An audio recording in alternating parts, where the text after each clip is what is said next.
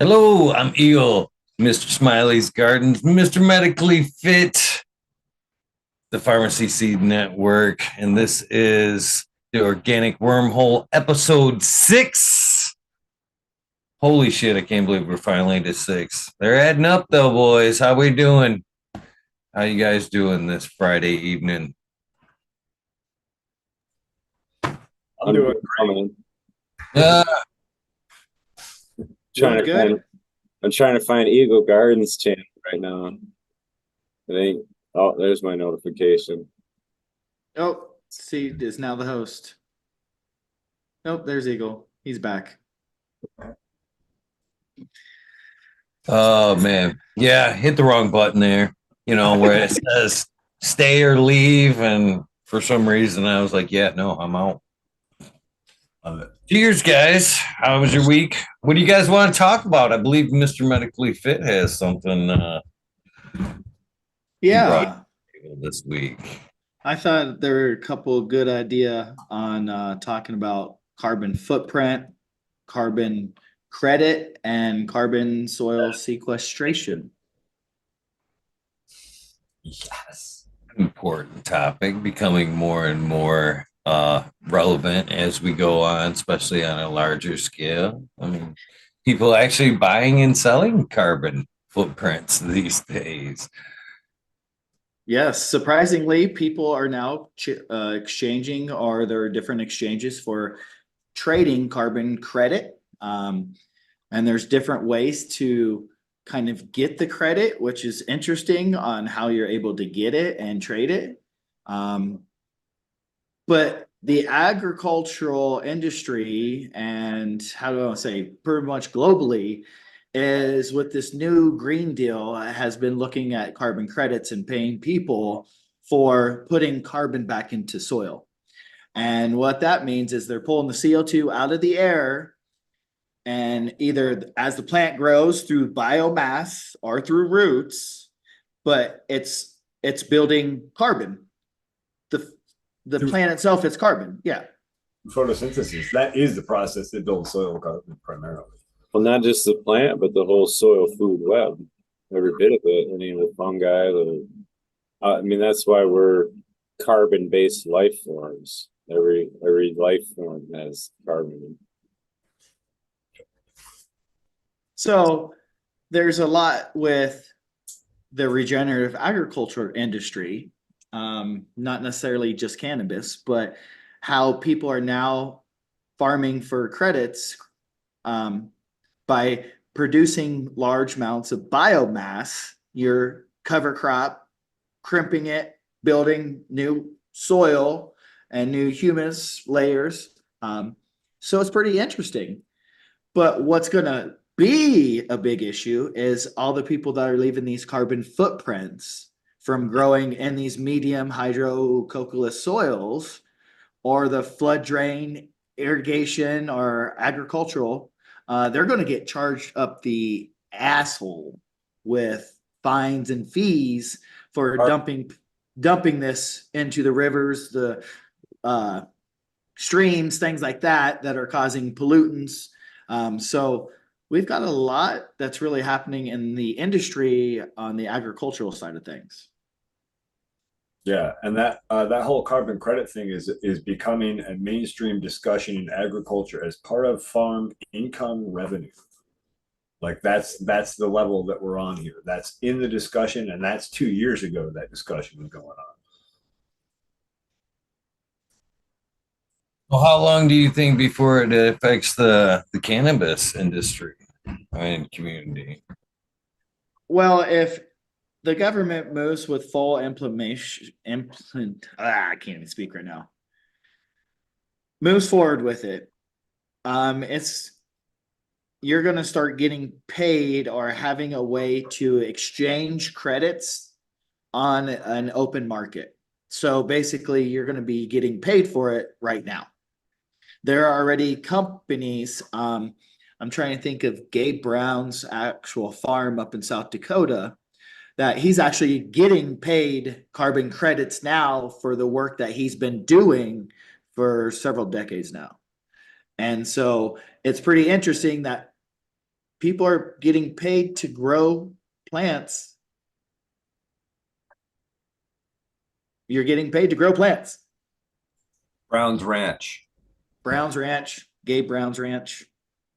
So do you think that at some point it'll come down to what's growing on that lot and how fast, like say, the food, how, you know what I mean? How fast does it live and die? How fast could it actually, turn over itself into carbon? Do you think that'll be a thing as well? It's going to be measured by carbon that you can sequester into the soil. So it's going to be measuring carbon content of the soil and determining what the delta is between year to year or decade to decade. What's the average? The organic matter. Adding or removing?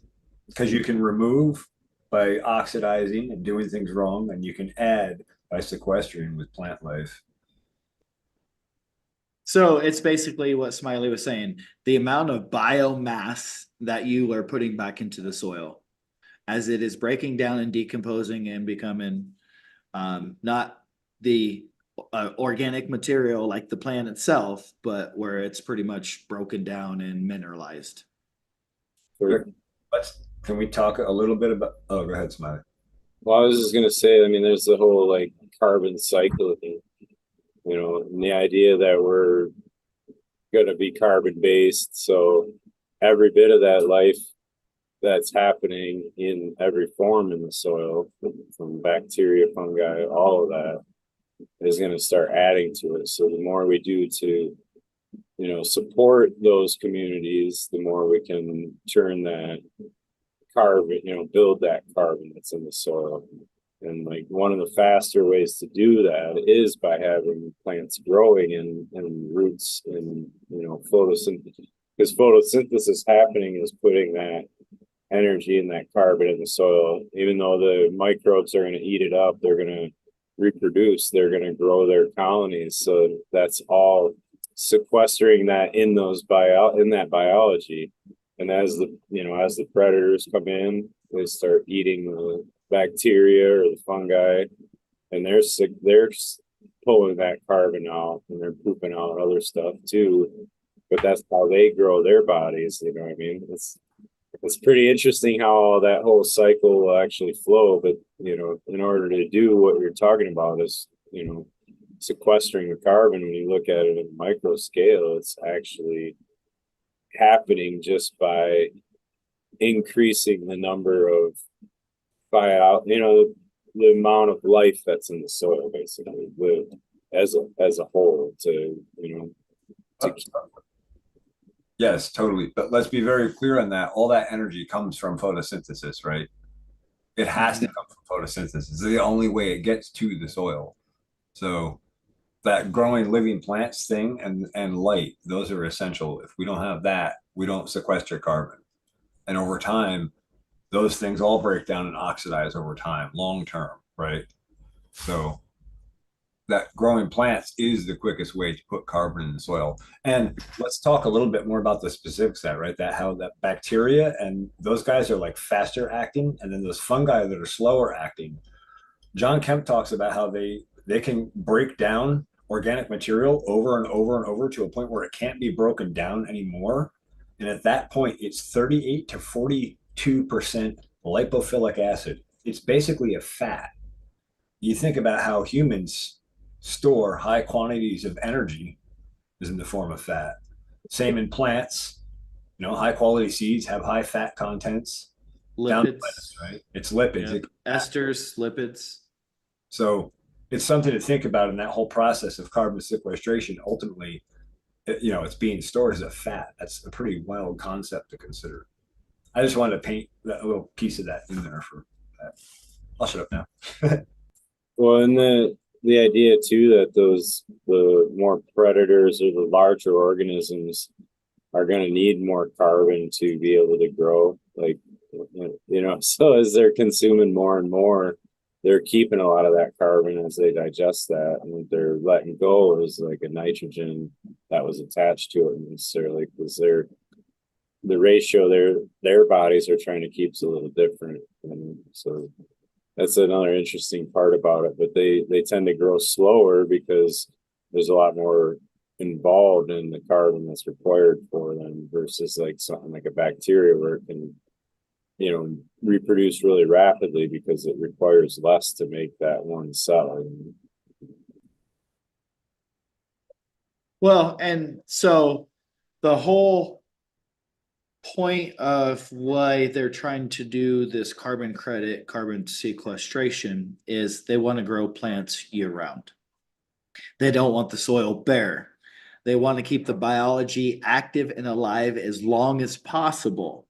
So that's why even in North Dakota, they're growing crops in the middle of wintertime where it's sub-zero temperatures and they're still growing. And so they're able to really keep these plants alive and the biology alive enough that it's still producing through the whole winter, even though it's a short season, or how would I say, shorter days, so less photosynthesis time. Yep. And then you have a lot of the cloudy days there, so you're not really getting a good full sunshine or the sun to activate the full, potential of the plant. But it's interesting that they're now understanding that as long as we can keep something in the soil year round, live, active, we're going to keep everything still continuing to sequester carbon. And that's what the purpose is. The more carbon biomass we can get back into the soil, the more money they're going to pay you to do it. So it's like the more you have, the more you're getting paid. So the more carbon you're able to get put back into the soil through different cover crops, your cannabis plants, trees, shrubs, you're going to get paid to do that shit. You guys make it sound like carbon mining. Back when I first initially heard of like the carbon credits, they were paying you to like let natural land lie. But it sounds more like you guys are talking about like actually like mining it, producing, money from it. I think Eagle just coined the phrase for us. It's like bit carbon, basically. That is the wave of the future, is bit carbon. And if you can figure out how to mine that really well, boy, you can pump both ends of the scale. There's one farmer that John Kempf interviewed that farms. It wasn't safflower, but something like right next to that for oil seed. He sold the oil seed to restaurants to use for cook fat, and they paid him to take the cook fat away. He made that his fuel for his tractors. His farm now produces like more fuel than it can use, basically, and runs off its own fuel, off the waste, off stuff that he sells them and that they pay him to take away all in one flip, right? It's like, so there's a way to like figure out how to hack the model and be the middleman both directions. It's pretty cool. It kind of sounds like too. We're talking about this in a different direction, like in a caregiver model. But as you maxed out your land or whatever you had, it sounds like you could, once you had a good setup, you could take said setup and now play an advisor role or set up and it sounds like the wave of the future. It sounds like, or at least a good niche. Well, let me introduce another concept here for you, because there's another technology that's emerging that's going to dramatically affect that market, that regenerative market, and the ability to decide what really is and what really isn't healthy food. I just had Dan Kittredge from the Bionutrient Food Association today on Comrades and Farms. I haven't finished editing it yet to upload it, but it's going live soon. And they have a meter, handheld meter, right? You can point it at a carrot and it'll tell you what the nutrient density of that carrot is. It's a spectral analysis meter. They can do 10 different crops right now, and they're expanding that database right now worldwide. They're studying crops worldwide. They're building this tremendous, incredible database, and they're developing it ultimately with the concept that you can have that same sensor device right in your phone, walk in a supermarket, scan your food, and know exactly what the nutritional value of that food is and whether or not there's pesticides in it or on it. Well, so that's the problem we have today with conventional agriculture. The food density has been losing its value and nutritional value over decades. And by time it gets to the supermarket, it's almost lost half its value. And we're already talking about the plants produced in the field today, nutritional value is less than it was 50 years ago. So by the time you're getting it to the supermarket in your shelf, it's lost 50%. Now you take it home, you put it in the fridge, it sits there longer, you're still losing nutrient value. Going back to the regenerative, they're showing the nutrient density has increased tremendously because now the soil has all of the available nutrients, micro, macro, that it needs, instead of farmers dumping different chemicals on the fields trying to feed the plants. And so the nutrient density from like Gabe Brown's farm is like way different than what it is on the standard market.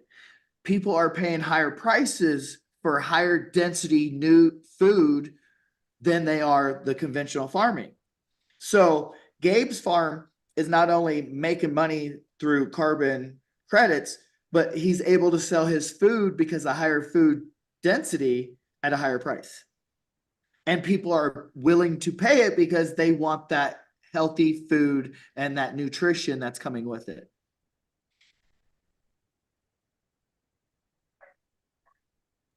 I could see the higher price if you could prove to me the density. You know what I mean?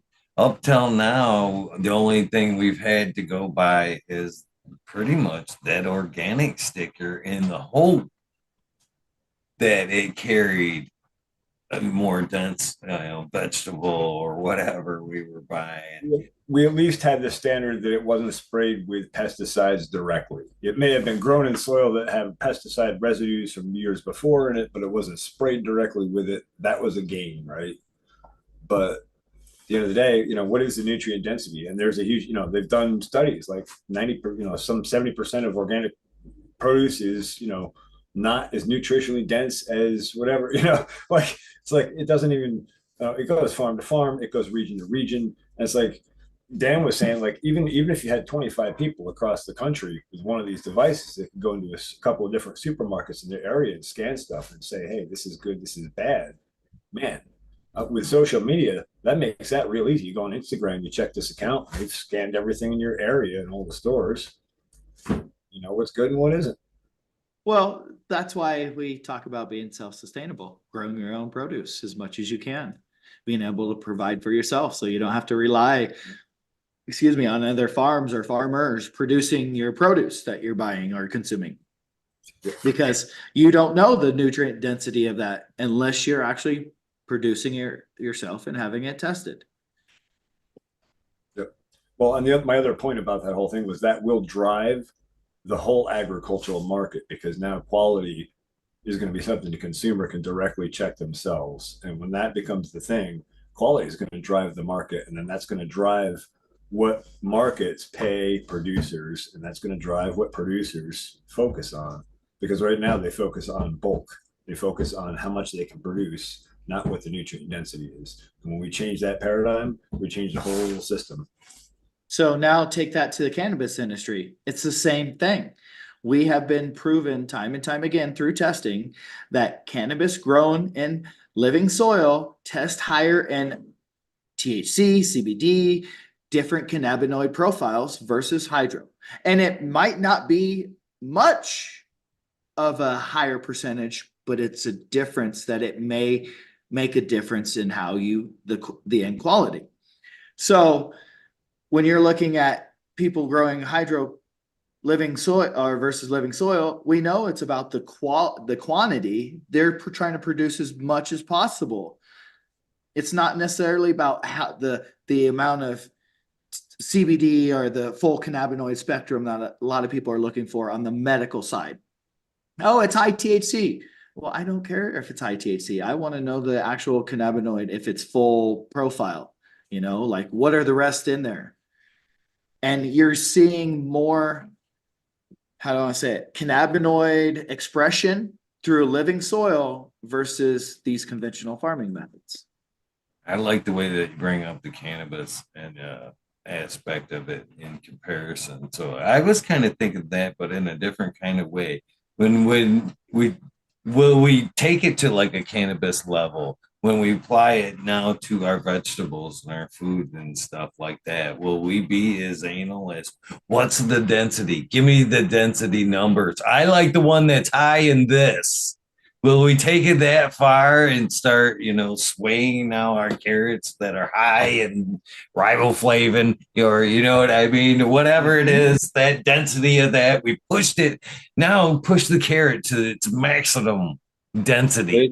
There's the best nutrient density meter ever, and that's your taste buds. And the food is by far way better, and you can tell when you start to eat it, and you won't want to eat the other shit afterwards. So. Yeah, but the nutrient density meter is just a nice way to check in the store before you buy it. You can't walk in the store and bite into a carrot. They don't really take to that too kind. So years ago, when I lived in Las Vegas and I was growing living soil, and my ex-wife at the time tried some of the tomatoes that I was growing. And she swore up and down that was the best tasting tomatoes she's ever had. And I'm like, why? What's different? She's like, just the taste, the sweetness, like you have a flavor to yours. Most tomatoes I taste, I bite into it and it's just bland. There's not a sweet or a bitterness to it. It doesn't like have a good aroma or like a for my palate. Like it was interesting to hear that. I have a video on my channel of that, and I take that. You know how most people, when they grow a beefsteak, you go to cut a beefsteak open and it runs all over the cutting board on you. Well, I could take my beefsteaks and cut them open with a knife, and there wasn't a drop of run on the cutting board. It was just a solid, meaty tomato. And same reports, same thing. And I found once I got the nutrient density up, that storage time was longer. No fruit fly problems anymore. They couldn't penetrate it in the first week. Reports back from restaurants and stuff were like, oh, we love your stuff, always want yours priority. It was amazing, the difference. So yeah, and those are little tweaks. I don't still think I've even touched anywhere near the genetic potential of those plants. I think I'm still way in the low range of that, and I have a lot to learn and a lot more room to grow, literally. So cannabis being a fast cycle plant, do you think this is one of the plants that will be considered for a carbon mining product? Or Do you know how much carbon that the plant alone makes? That the herd alone they will make into hempcrete, make it into another form of a construction material. So all of that stock, that husk, that herd, that's all carbon. That's all part of what you can get paid for. And then you can turn around and sell that. Like if you're doing a hemp farm, for example, if you're just growing for flowers, you still have the stalks. Well, all that herd can be made into hempcrete or another material. Or textiles or different components, like even down into an oil, if it's done properly and not overly dried. But there's so many different ways that the carbon credit can come into this as a agricultural, because how many hemp farms have been popping up in your guys' area? I know in Colorado, we've had more and more every year, more hemp farms popping up. Right. Yeah, and hemp, by the way, in Jefferson's day was like 40 acres was required on your farm because they used it for rope, flagging, everything, oil, everything. So I want to kind of just curious, do you think recreational cannabis will open the door up for more people to grow hemp or, CBD-ish kind of flower, because at one point it was such a big risk to fall over that line. You know what I mean? So if cannabis is legal recreationally, whatever, and THC isn't unnecessarily a factor, do you think you'll see more hemp farms, open up, or more people farming hemp or, CBD quality flower? I think it's both. With the recreational market being in such a demand, you're still going to see fields of recreational marijuana. The hemp industry is still booming because there's so much textiles and products that can be made from hemp, like material to make clothing and soaps and like so there's a major innovation that we're going through with hemp, and people are starting to do a lot of these. It takes money, so people are starting to invest money into these industries, but you have to have the product and the material. So the farm bill passed, we started seeing a lot more hemp farms opening up all over the US. Then it's now when you're trying to transport the transportation, you have to prove that it's hemp. So the transportation part is the biggest problem with the cultivation of hemp, is when you're trying to transport it to a manufacturer processing plant in a different state, and now you're transporting across state lines.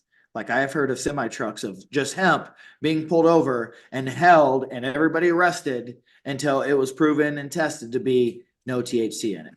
I know a South Carolina farmer got permits from his local department to grow hemp, and then they came and confiscated it like right before harvest. Like the feds came and confiscated or something. It was some stupid thing like that. It was like he had total legal grounds to grow it, and they took it anyway. But so I think there'll be a lot more hemp farms coming along. We're going to have to start doing more manufacturing here in the US. And I think that's one of the materials that would best suit the US. I mean, we used it pre-World War II for rope and materials. And like the state of Iowa, where I'm from, back all the way up until the 40s, we were growing hemp. And then after that, it just stopped after World War II. So that was more of the, I should say, the haters of the hemp market and what it was doing, and they turned it bad to make it like marijuana and start no, it's going to ruin our paper production, and the tree logging industry was fighting against it. And so I think it's a good time that it's starting to make face, Siegel. I think hemp growers will see more farmers coming on board, getting rid of some of these crops that they've been growing for years, that they're losing money on, that they're trying to find another source of income, and hemp's going to be it for them.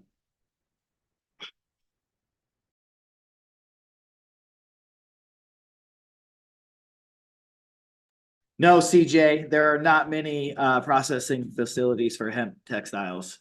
That's the one thing years ago when I lived in Colorado the first time before I moved back, I was looking at doing in the area I lived in. It was trying to figure out how to get a processing plant down there for the hemp farmers. And I wanted to start doing hempcrete at that time, because there's so much you can do with hempcrete. It's fucking fire resistant. You can hold a butane torch or a torch on it for hours and it not burn up. It's breathable, pest resistant. Like, it's so crazy that what you can do with hemp. Yeah, I think that's an industry. If somebody's going to invest in that processing type stuff along the lines of that, processing seeds, oils, fibers, and extracts and all that. Well, look at the omega-3s from the seeds that I put seeds, not shelled, but like the seeds into like my smoothies. I go and I buy them from a store and mix them in with my drinks for the omega-3s and the fatty acids in them. Like, yeah. Profile.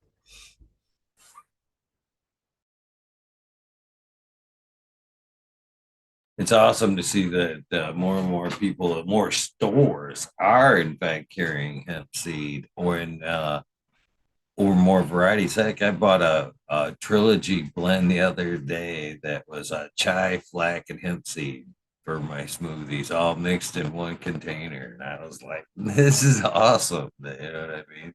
Because hemp is, like you said, the oils that come from the seeds and the fatty acids are, from the seed are amazing for you.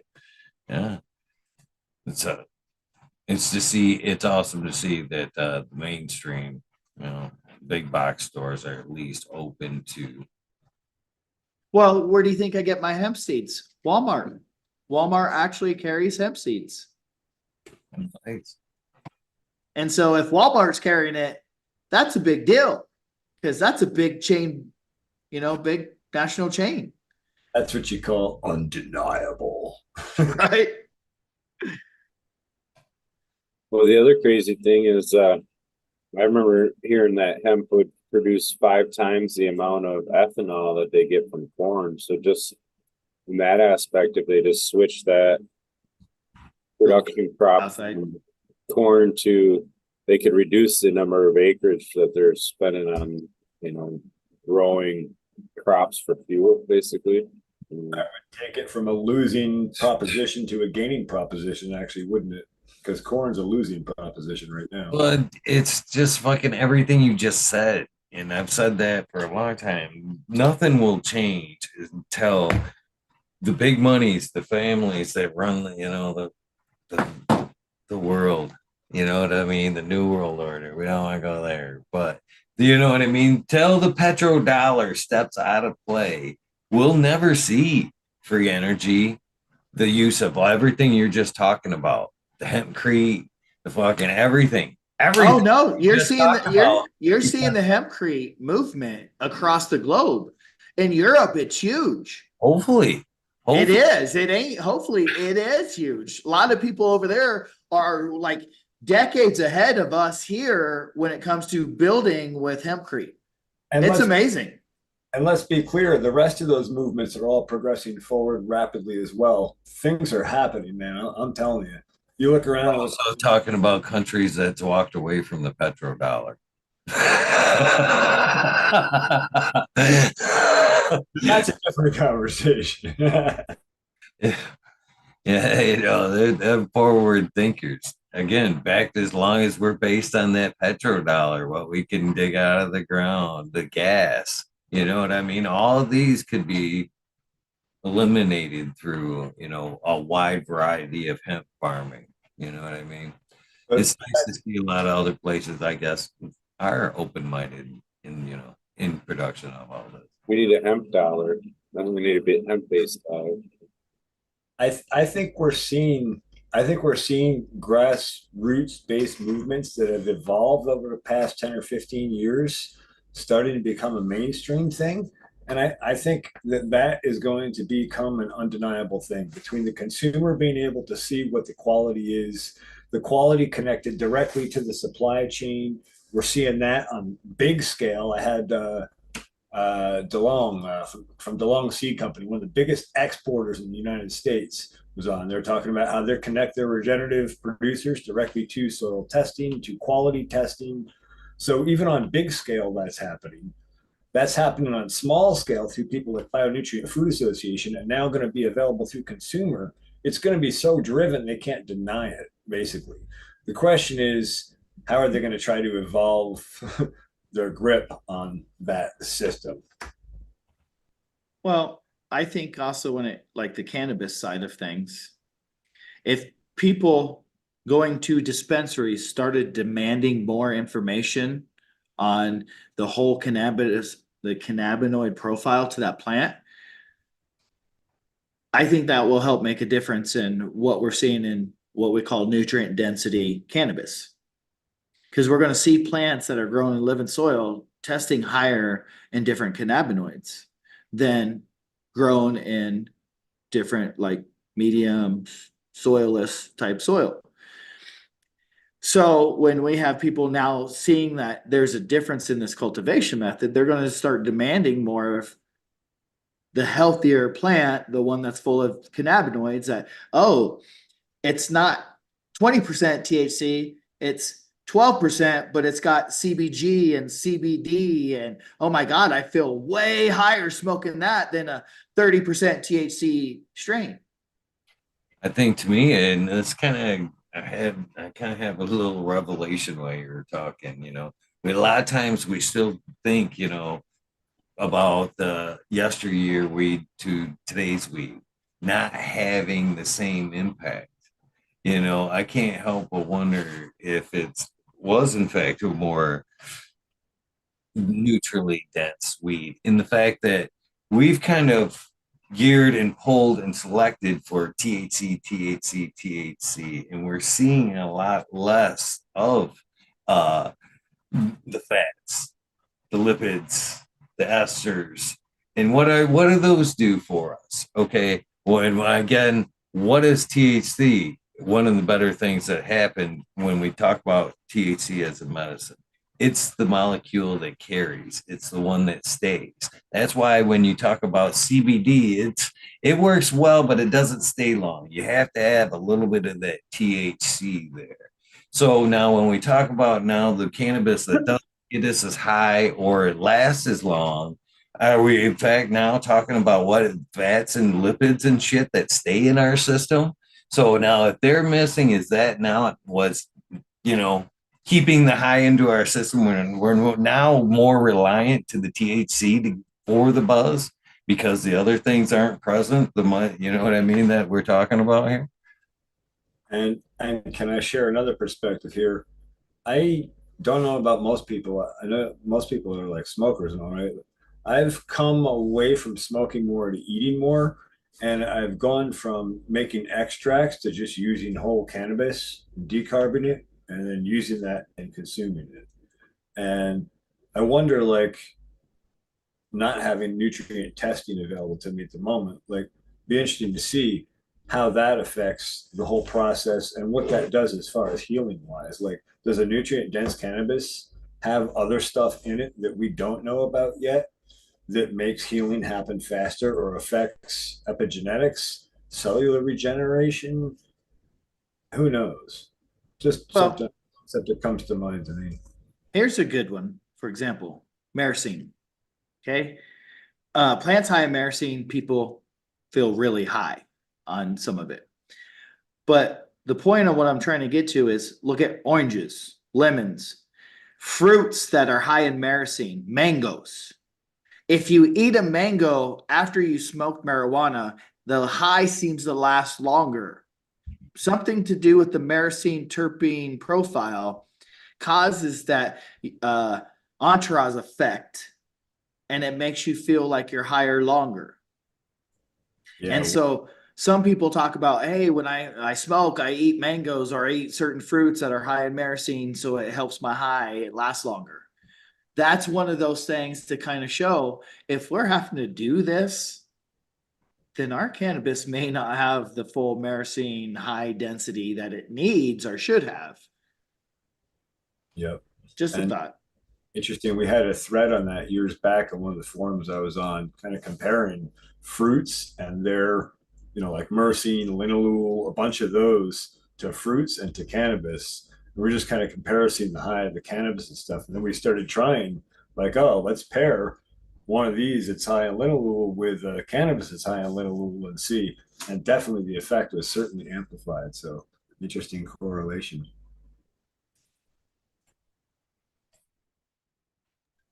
But getting back to the nutrient density on the carbon credits and what we're seeing with everything, like I believe that these indoor hydro growers are going to be paying tremendous amount of money for the carbon footprint, the opposite side of things now of what they're leaving behind. All this wastewater, this pollution that's going into the rivers, streams, causing algae blooms. I mean, it's just like farmers that you have a big flood that comes through, wipes out the hog field or their lot with all this high nitrates and ammonias going into the rivers and streams. And now it wiped out the fish population. Do you think they're going to apply that carbon footprint thing to like powered lighting and stuff too? Possible, very possible. Oh yeah, definitely. because that's a big footprint that we're creating using 200 lights for a fucking warehouse. You know, so that's what I mean by going outdoors to regenerative or living soil where we're doing it outdoors. We're getting away from that huge carbon footprint. We are not using the lighting. Or But use supplementary when you need it, but you don't need it all day. no. And the footprint that we're leaving behind now with the cultivation methods that we're doing with these large warehouse facilities, yeah, they're gonna be fucking like charged up the ass for the amount of carbon that they're leaving behind. And But- so this, go ahead, Eagle. Oh, I'm sidelining things a little bit again. I just wanted to say that as far as like you were talking about the shit that the hydroponic growers and the people that use artificial nutrients are dumping into the sewers, and it's getting into, if we could get people to use fucking cannabis as a medicine, we would get them to stop pissing out pharmaceutical medicine into the toilets that ended up into the rivers and into the land and everything else. So that'd just be another benefit, you know, people just use cannabis as medicine, and we eliminate a lot of that toxic bullshit down our toilets and rivers and streams if we just use a little bit of. Not even water soluble. No. So the big problem we're finding now here in Colorado is FASFAs, forever chemicals, and all plastics. That means your PEX piping that you're drinking water out of in your house, yeah, that's full of FASFAs. The PEX are the PVC piping that some people use for water lines. Yeah, that's full of FASFAs. Your water cup, plastic cups full of FASFAs. Your drinking soda cans are lined with plastics, FASFAs. So now, because of the wildfires that Colorado's had over the decades, they used this fire retardant that was high in FASFAs, forever chemicals, that is now contaminating the drinking water. That now it's causing cancer and other problems with people. That this is now a big concern that, oh, well, you know, like we're destroying our drinking sources by dumping different chemicals onto this earth, and it's going into the water tables, it's going into our rivers and streams, and now what are we going to drink, people, when we're out of fresh water? Tell you what, I'm actually on a program right now. I bought 2 stainless steel 55-gallon drums and a pump, and I'm setting up a barrel, and there's a spring about 45 minutes from me that has the awesomest water. So I'm gonna haul 55-gallon drums of water back and have a storage 55-gallon drum of stainless steel, because that way I'm not buying 1-gallon plastic jugs of spring water to drink, and I can feed my plants spring water at the same time. I figure I'd rather put the money into fuel than into plastics. At least the fuel evaporates and can be recycled to carbon. The plastic can sit around for thousands of years.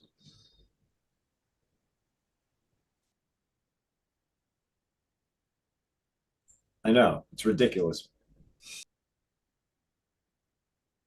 Makes good sense to me. I've actually have thought about, because I've actually, the house I am, the water that I draw from is super hard.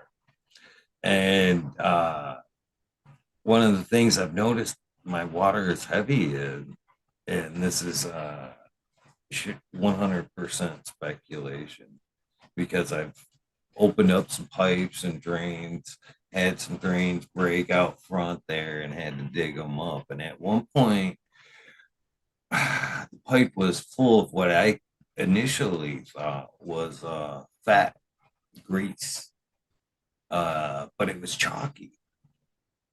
It was super fucking chalky. And so now that I've been here for a while, and the other day we had a humidifier that kind of kept clogging up and was working as well. So we kind of dismantled it a little bit and was soaking it in vinegar and was getting big white chunks from that as well. And I'm kind of seeing it here and there. And the more I look at it and feel it and whatever, I think it's fucking gypsum. I really fucking think where this water source is full of gypsum, or it's coming up in the water. That's what I'm. It isn't calcium. It isn't hard like calcium. It's That would soft be like baby powder and kind of lightly gray. Chlorine, No, chloramine. well, I don't know. I don't know. I'd like to see. I'm up to the point now where I'd like to send it off or give it to somebody just as because I'm fucking curious. It's like the main thing in the fucking water. you can send a water sample to the Bionutrient Food Association for like 40 some bucks, and they'll give you a full analysis on it. Yeah, I'm curious. I'm really curious.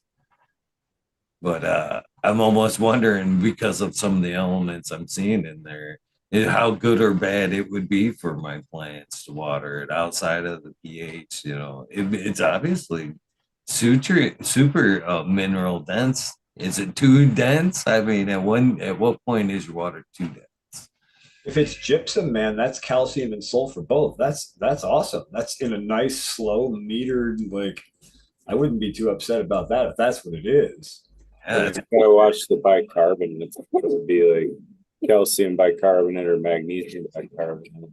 My concern would be carbonates and bicarbonates because they'll lock up the availability of all kinds of nutrients and mess with chelation dramatically. They change EH and pH both. And EH is super important. Yeah, and they can be like high iron and stuff too in some of them. But you definitely want to watch that. I mean, even in living soils, the bicarbonates will build up, especially if you're like long, multiple cycles in the same soil or the same media. It basically is becoming a filter for what you're watering through it. So like if you got, over 300 parts per million, it's considered a hard water. And if it's high in bicarbonates and you're watering that in on a regular basis, it's going to build up in the soil and it's going to cause you problems over the long run. So this is a kind of a good little draw, and I think to someone you were wanting to talk about a little bit is like pH and the different mediums from soil and stuff like that. But my experience with soil was I didn't worry as much about the water. You know what I mean? When I'm in cocoa, I'm more worried about, reverse osmosis, a cleaner water. You know what I mean? But when I think about my organic system, I'm like, hey, fuck it, the pH will fix itself. And you know what I mean?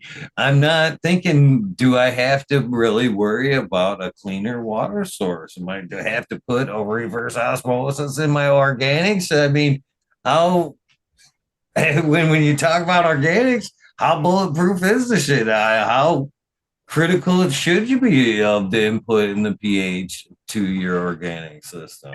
Because a lot of people do, as I pointed out earlier, don't worry about it. All right, it's gonna fix itself. I didn't worry about it. As long as it was close, it fixed it. So when it comes to living soil, you got a couple things happening. You're not force feeding the plant. So with the bottled nutrients, you need your pH to be in certain levels for the plants to actually uptake those nutrients. Living soil, the biology, the bacteria and fungi, they like the pH different. Bacteria like it a little bit more alkaline around their area, where fungi like it a little bit more acidic. So as they're breaking down the redox, the reduction oxygen states that are happening down in the soil, they're changing the pH level during those times. So even though you're trying to pH your water, the pH is still fluctuating in the soil. And what it's doing in those fluctuations is allowing those nutrients to become available at those pH levels that the plant needs. And that's what a lot of people, I need my water to be, it has to be at 6.5. Living soil, I don't even test the pH of my water anymore. I just water and go. I used to just to see what the ideal, what it was coming out of the tap to have an understanding where it was, but I don't even check my pH of my water anymore. I think that's one of the reasons why cannabis excels in the organic system is because it does let the surrounding organisms and stuff like that swing it up and down. It doesn't have to worry about or adapt because as one thing you pointed out a second ago, when you're in a hydroponic system or cocoa, you are trying to stay that, in my opinion, 6'2" range always was really nice for me. But now if you look at the uptake chart and your pH swing, not all your nutrients are available at 6'2". A lot of them are more or less 7, 9. There's a swing there when the plant actually wants to uptake it with the proper pH. So I think at that point, the plant learns to adapt. In a hydroponic or artificial scenario, to where it change its process and uptake, at 6'2", the wider variety of elements that it needs. But in the organic system, I think it checks back. It goes back to doing what it wants to do naturally. It doesn't have to just come or change. You know what I mean? Things are coming more naturally. So it allows it to perform other functions properly in the plant. More of like a chi style. Yeah, there's something I was going to say about that. So people that are growing in hydro soilless mediums, the one thing they don't pay attention to in like their Rockwell cubes, that pH level is changing on you throughout the day. You check it a day later, I bet you it's not the same pH level as what it was when you watered it. And a lot of them think it stays in that same area, and it doesn't. And they need to understand that, because in those root blocks or in the cocoa, that pH is actually, I believe, lowering over a couple days versus going alkaline. And I don't remember how it is, if it's from the salt and the nutrients that's causing it or what, but a lot of these guys don't realize that pH level is actually changing around their root zone in those cubes. Well, and let's remember that if you zoom right in close to the root zone, that pH changes from minute to minute, hour to hour throughout the day as well on all plants. That is regulated by both the plant and the biology. The plant kind of sends out excitantes that trigger the biology, and the biology responds. And so there's always this sort of antagonistic relationship going on there where energy is being exchanged, and there's oxidation and reduction and like kind of an ongoing little exchange there. Some of that drift in pH simply temperature as well. You're watering at one temperature, and as it cools down, as sits in the soil or in your medium, it's continuing to drop. Yeah, and I do want to address water quality for a minute there, because you did ask the question there, Eagle. Water quality is important. The biggest component is purity. And if you have pure water, it's going to sit around pH 7.0. Okay. So then once you have pure water, you don't have contaminants coming in with it, right? So, and the other problem is carbonates and bicarbonates, as Smiley mentioned before, and we talked about a little bit, but those really do lock up trace mineral nutrition, even so much as pesticide companies have even tested with water that was free of carbonates and bicarbonates, and you can run even pesticides at 10 to 15% of the levels that they put on the bottle that you need to use. Same goes for foliar feeds, same goes for nutrients in the soil. If your water quality is high, the absorption is high, you need way less quantity. Quality over quantity. And so water that's structured is even better. That's like phase 4 water. Dr. Gerald Pollack talks a lot about that. He's got a whole book out on it. It's an audiobook form as well available. I recommend you have a listen to that. It'll change your whole perspective on biology, cellular life, plants, and water quality. So that's why I'm transporting spring water. That's the best spring water or best water source that I can find that I know of. I'm still going to have that tested. I'm going to have my well water tested against it. I want to see how they compare out. just a few thoughts I wanted to share on that. And John Kemp talked at length Not about to just kind of like, I don't know, counterbalance or just ask questions about what you're saying there. You're asking about, water quality or clean type water. But then you kind of bring up a spring water, which I would think would be again minerally dense. You know what I mean? And I wouldn't say it was clean. You know what I mean? There's a lot there.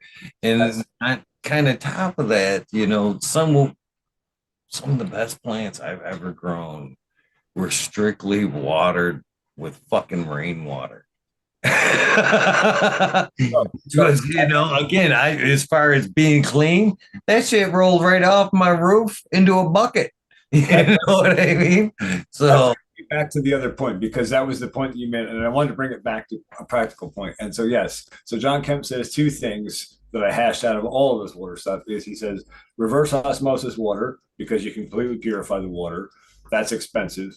The other option is rainwater. You can capture rainwater, and that's as pure as you can get, and that's free of carbonates and bicarbonate. So that's the purest water you can get. And like you said, you have a whole roof already collecting rainwater in a gutter, direct it to a tank. Now you got a huge water supply for free.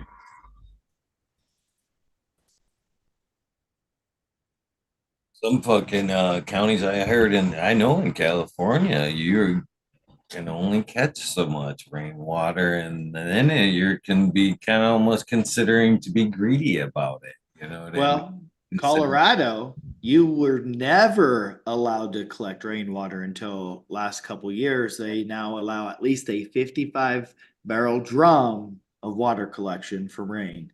That's it. Because the water rights here, that's the biggest thing that Coloradoans are trying to fight about, is who really owns the rights to the water here. Is it another state or is it Colorado? And so, yeah, for a long time, they wouldn't allow you to collect rainwater.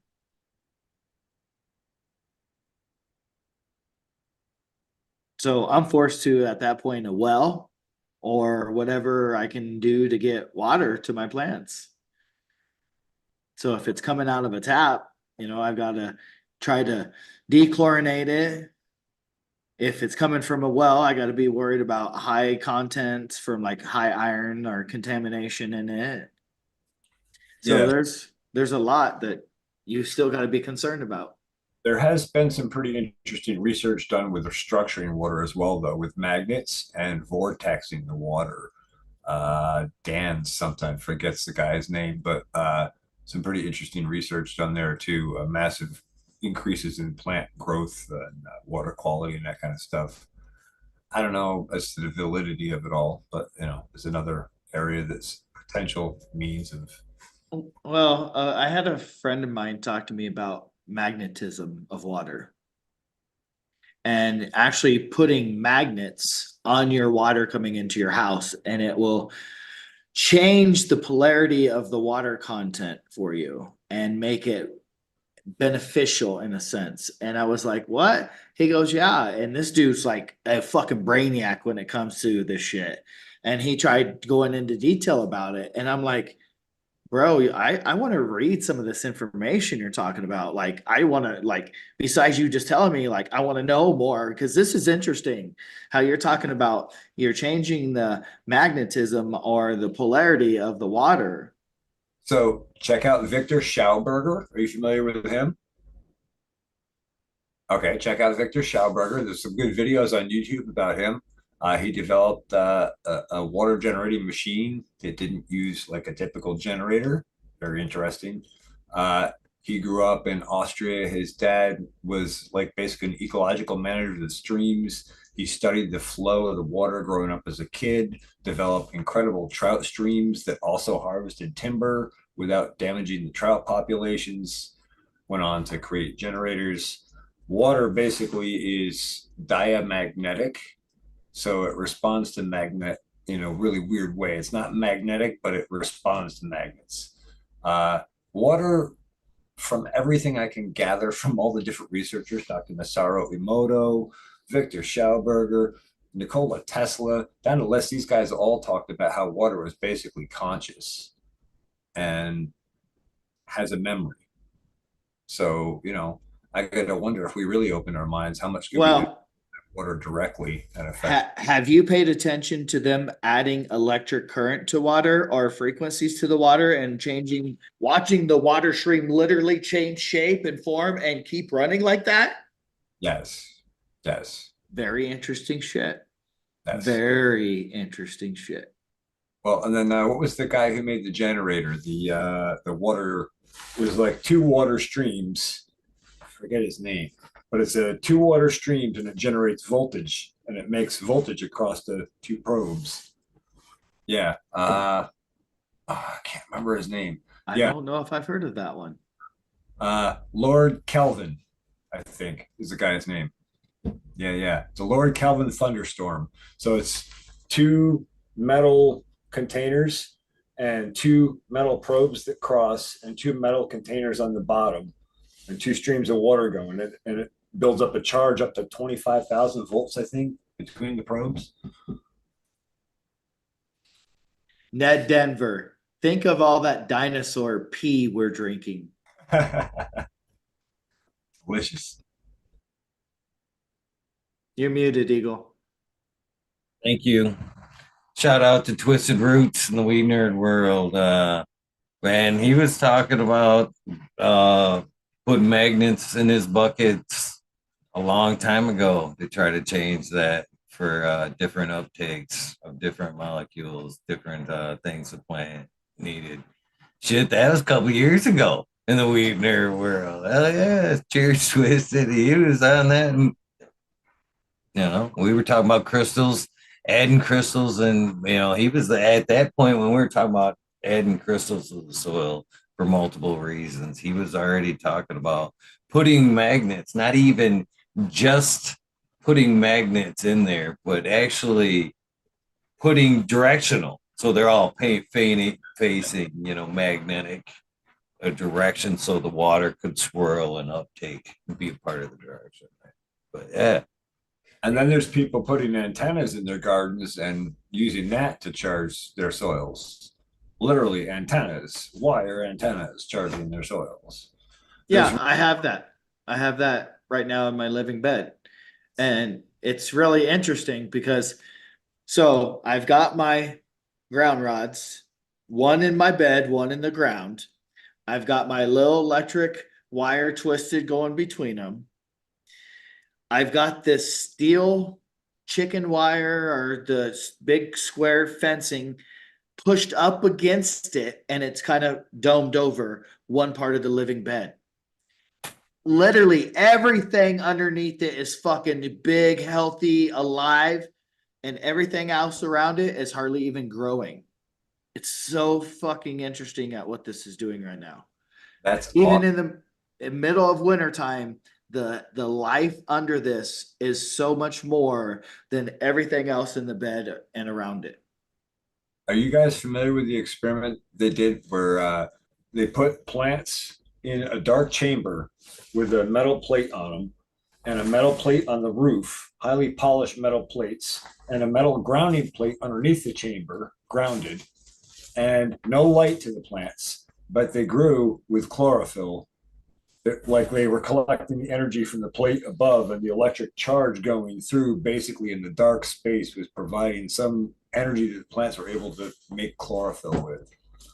I want to try that experiment again. I think that's wild. Well, if you understand how ions move through the electric field and the magnetism that's happening at the same time, it's losing electrons along the way. So I'm sure the plant has a possibility of picking those up.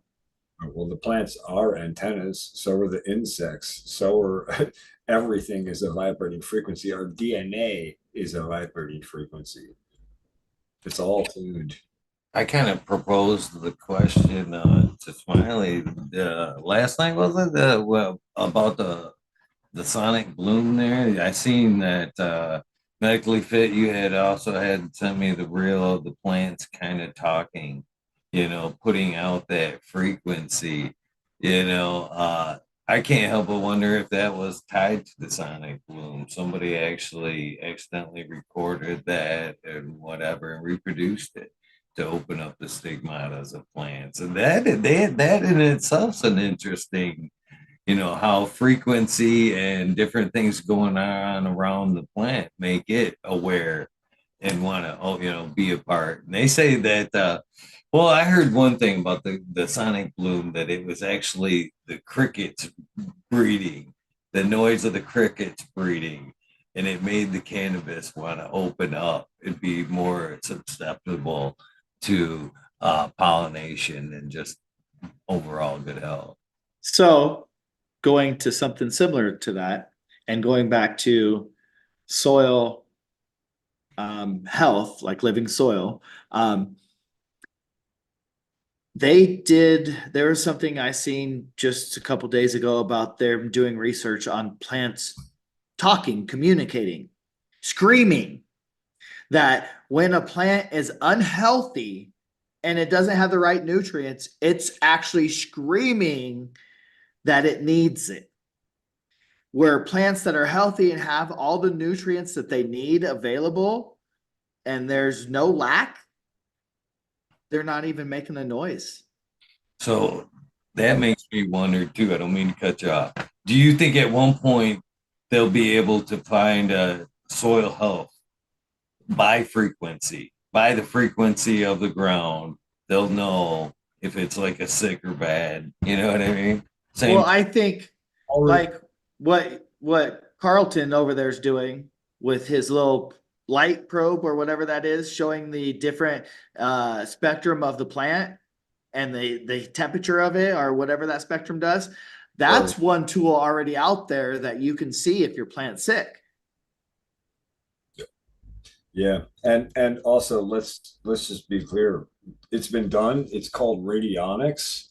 There was a guy who developed, I think it was like 30s, 40s, 50s, somewhere, it might have been 50s, but he developed a whole little unit that you could go to and set your farm's whole frequency for growing healthy plants. And it actually set the whole farm's frequency.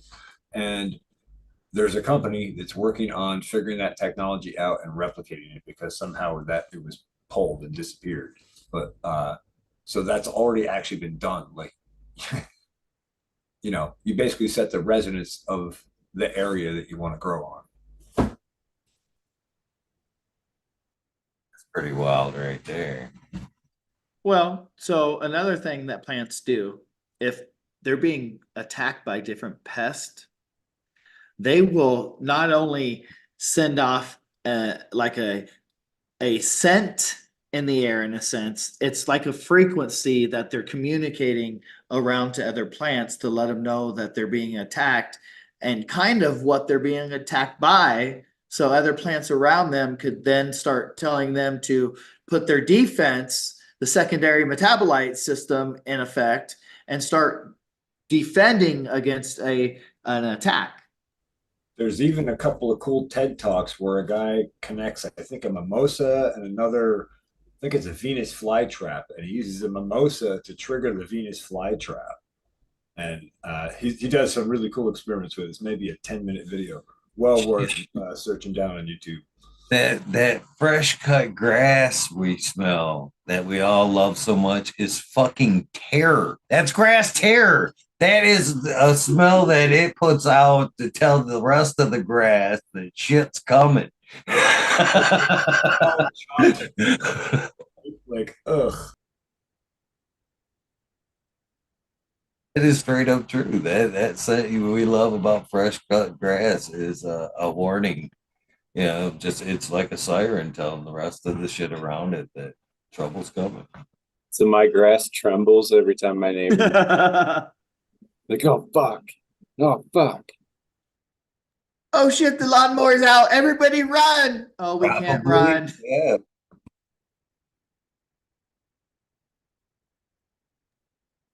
But yeah, it's interesting. I mean, like, frequencies are all around everything, from lighting to radio waves to the sound that coming out of my voice. Frequencies everywhere.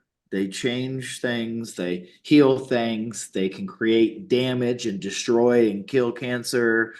Like, it's amazing what frequencies do. And for a long time, when people never really thought plants communicated, and now we're finding out that they're communicating. And it's through different frequencies that we can't hear or see in different spectrums.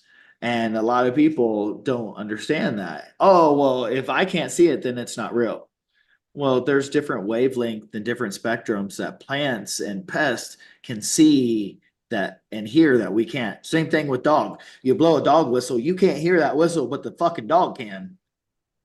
Well, I watched a cool little thing the other day about sound and frequency and how we rely too much on our sight, and this was proposing that sound was more accurate, that it draws certain tones, certain frequencies, do different things, and you can blend certain tones and certain things to make other objects, and you know what I mean, visuals. And it's sacred geometry here. Certain tones, you can see these appear in nature, and they do appear in nature. So they were saying that sound was more of an accurate way for us to communicate, that our eyes actually let us down. And they were pointing out, as we grow as a fetus, the first thing that develops of our first sense is actually our ears hearing. And, even before our sense of smell, our sense of taste, our feel, or anything else, because them are clogged already with mucus and water, we're already interpreting the world through what we can hear through the mother's womb. And what, you know what I mean? We're already painting a picture of what, through sound. It isn't through our other senses, and they were pointing out there's probably a reason for that. It being our sharpest sense. It was basically the kind of the point to that. And they led into the different uses and how frequency applies to nature, other animals, and stuff like that. They don't necessarily rely on their eyes. There's animals that don't even see. Bats can't even see. It's all frequency to them. You know what I mean? So do we rely too much on our eyes, our visuals, instead of, the frequencies, the tones that are around us, and do we depend too much on this, and we should be paying attention to this a little bit more? Couple thoughts there. Yeah, I mean, even the Bible talked about, like, the seven trumpets, right, to take down the walls of, was it Jericho, right? Like sound Frequencies, yeah. We've got documented monks using sound and frequency to move huge boulders up huge distances, raise them up onto cliffs. Most of the new technology that's coming out as far as military weapons, directed energy weapons, is based on frequency and resonance. Some at high energy and high frequency, but still it's frequency and resonance at different levels.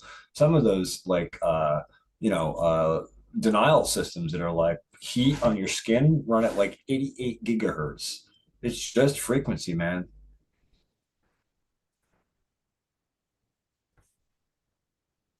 I think you're muted. It's funny you kind of bring that up and we talk about this, because this right here, this thing right here, is I looked into this and this thing's got a fucking laser on the back of it. Different colors, green, red, and it is reading the frequency and the movement of my skin to read it into a computer that's determining my oxygen sensor, saturation and shit, but it's basing it all off of frequency. Look on Smiley's face. It's pretty mind blowing. It really is. Yeah, it is pretty fucking mind blowing. Yeah, it's wild. That's it. It's a weird thing about that is when I got this, I it wouldn't read. It doesn't read on this arm. The reflection, the movement of the skin, the frequency of everything does not read on this. It needs bare skin to that micro movement. It needs that every little measurement it can get to be accurate. It's not you count your steps every day, so like you get to see how many steps you took. Yeah, it does that. It's funny because I've been thinking It about it. measures, yeah, it measures all that shit. It does a bunch of cool shit, actually. Yeah. Yeah. It does. Yeah. I'm not counting them. It counts it. I don't count it. It counts it.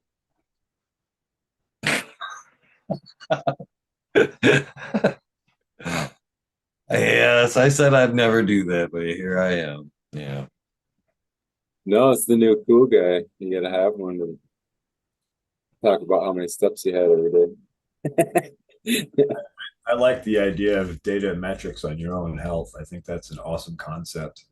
Well, in this case, Actually, but I'm afraid to plug into the system. I don't want them monitoring. I just want me monitoring. it's becoming and again, I was talking a little bit about this with you before the show there, is I start to get more serious about this training and running and stuff like that. The slowing my heart rate down and trying to be more comfortable in different phases because your body does things. You get up to what is it, like 155, when you get into 179, now you're secreting more acids and you're eating more muscles than fats.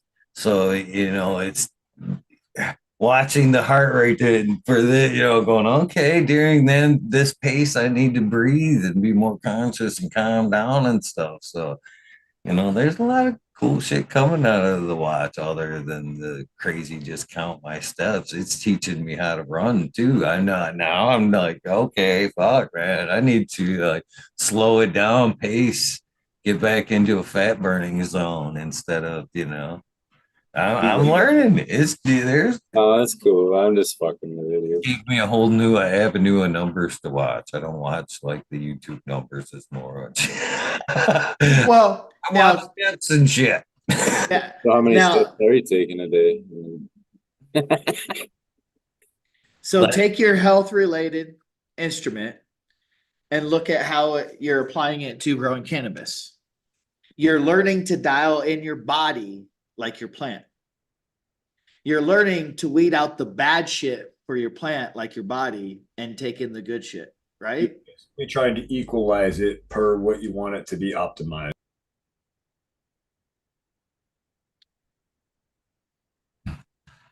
there's a lot going on there. There's a lot going on there. So organics isn't as simple as we've always thought it to be. I guess I've always kind of relied on, the simplicity of artificial nutrients and shit, letting the plants be lazy instead of trying to properly understand the numbers aspect of it and trying to dial it in that way. So is it harder or easier to kind of keep track of the numbers, or dial in that system in organics? How hard is it to, slow the heartbeat down, or what I mean, make sure I'm burning fat instead of muscle in the plant? Well, that's some of knowing why, like, we try to give the plant everything it needs so it can take it up and utilize it as it needs and not forcing it to take up certain nutrients. Saying, okay, it's feed day, so now you're getting 5 milliliters of Plan A and 10 milliliters of Bloom, and we're going to mix it up and feed it to you. The plant has it all in the soil, it's all available. So if it needs a little bit of this nitrogen, a little bit of manganese, and it needs a little bit of copper, it's there available for it. Yeah. It sends out those signals to the biology to bring it back to it. But when you're bottle feeding, it's not allowing that. It's like you eating processed foods all the time. Your body does not really process that in the gut. You get sick, you get autoimmune diseases. When you start eating healthy, eating your right fats, the healthy meats, different vegetables and fruits, mixed nuts, your body's now running on a higher level because it has the proper nutrition. It doesn't need to go out and, I just need this quick cookie for a sugar boost to help wake me up and get me through the day. Now you're like, I just need a small handful of nuts and I can go for 10 hours. Yeah, it's the difference between available and soluble. Soluble, you get forced to take it because you have to take it because of the density of one side versus the other in a salt, right? For the most part. And then available, the plant can just grab it if it needs it, but it's not being forced to take it up. So then it can take it in a balanced way. And then it can take, like, for example, to create amino acids, you need a specific ratio, I think at 10-1 nitrogen to sulfur, right? Anything other than that, you don't get an amino acid. You get like some weird compound, that's not correct, and you get excess nitrates, or you get, weird compounds that you don't want. Amino acids, nitrogen, and carbohydrate. Thank you. You're muted, buddy. It's like the same thing if you're taking in too many carbohydrates in your body. You become diabetic over time, either type 1 or type 2. You start having problems with limbs and circulation that you may have to have your limbs cut off from consuming too much sugars. And they're finding type 3 now too. Alzheimer's, Parkinson's, all the brain problems, type 3 diabetes. And so when your body and gut biome is out of balance and you're not feeding it the foods it needs to stay healthy, you're going to get sick a lot more. You're not going to feel like have the energy. How do you think our plant feels? Our plant's real similar to our bodies.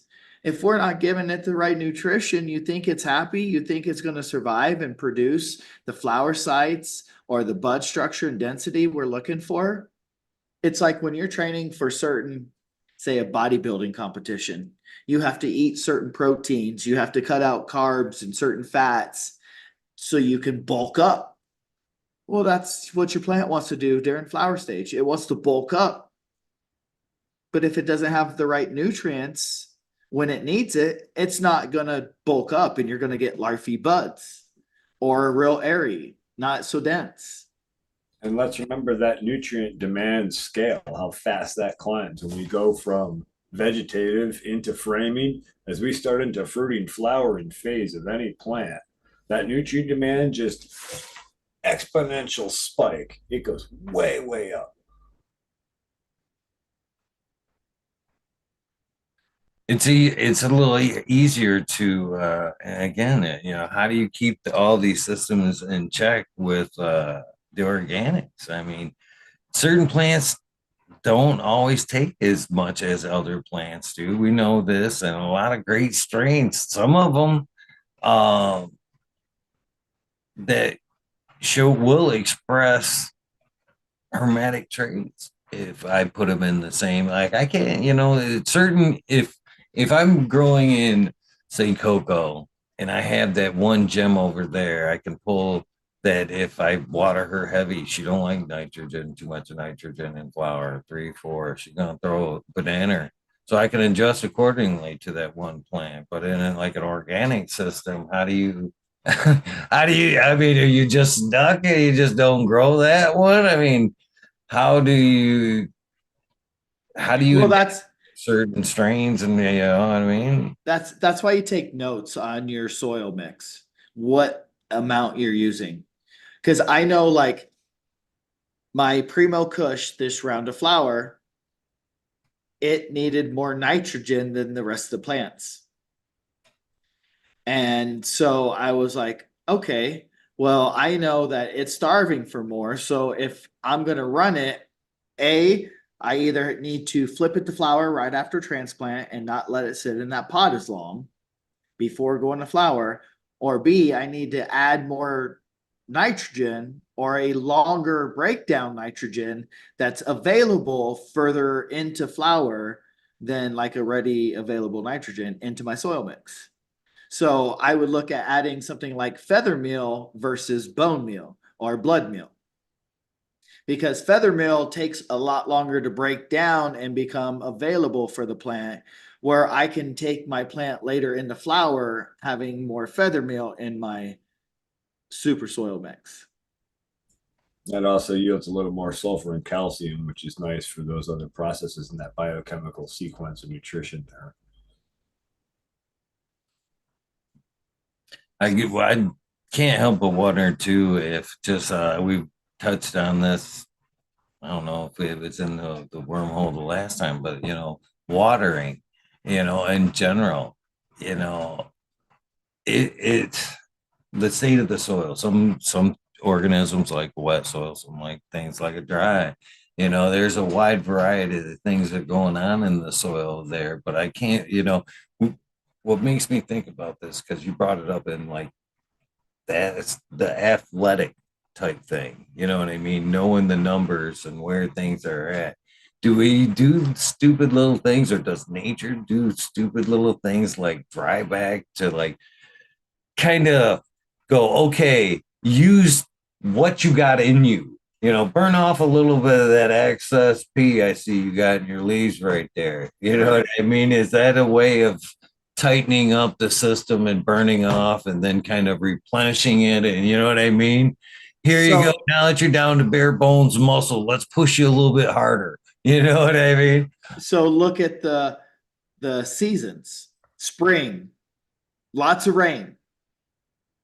Summertime comes around, we start to dry out. We get more drought conditions happening. So we are going through this where our soil is heavily saturated at times to extremely dry at times. So we're having both ends of that spectrum happening all the time in Mother Nature, that your plants outdoor may not get watered for 2 weeks before a good rain comes in.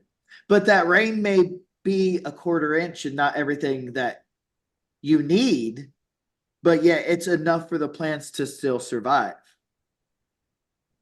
And also, like when you get a good rain, that promotes the flush of all of that microbial community, right? So you get that flush. The other thing you get with the rain, and Dan Kittredge talks about this in some of the older Bionutrient Food Association courses. You ever notice how when you just water a plant with regular water, it'll grow. But when you get a rain in a garden, how the growth explodes the next few days afterward? And it correlates, they believe, to the charge of the raindrops falling through the air. Because you think about the charge that they would accumulate for all that. Or the atmospheric charge from the lightning. Or potentially nitrogen that they've taken up. Yeah. We're burning into the last half hour here, but I want to throw out something to you. Kind of definitely not plant related, definitely maybe not carbon related, fungus related, I think. But I'm curious to hear you guys' thoughts on this. So lately, I've kind of come up with this weird reaction to, it seems to be a quick overheating. I've noticed it, and this is the problem with cannabis. Oh, whoa, whoa, whoa! I don't like where I'm going with this. I don't like where I'm going with this. Oh no! Come on, you started it. I don't know. Now I don't want to know if I. I don't know. That was a revelation out here. I don't know if I want to talk about. Wow! Don't back Did you out. have an epiphany? I just did a big one too, and I don't remember the syndrome. I just watched a thing on cannabis and it causing panic attacks in people, and it coming out like say in showers and heat and stuff. I